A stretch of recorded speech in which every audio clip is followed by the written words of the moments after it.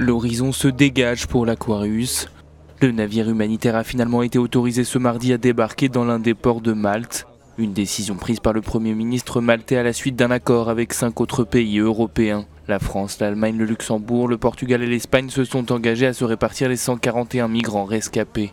En conférence de presse ce mardi, la présidente de l'association SOS Méditerranée s'est félicitée de cette solution commune. C'est formidable parce que c'est enfin une réponse coordonnée au niveau d'un certain nombre de pays européens. Voilà. Espérons maintenant que cette solution qui était indispensable et qu'on appelait nos voeux pour que l'Aquarius ne reste pas bloqué en mer, se transforme en un mécanisme prédictible, organisé, coordonné, avec une co-responsabilité des États européens, puisqu'on a bien compris avec le cas de l'Italie qu'il n'est pas possible de faire peser tout le poids de la coordination des sauvetages ou de l'accueil des rescapés par un seul pays.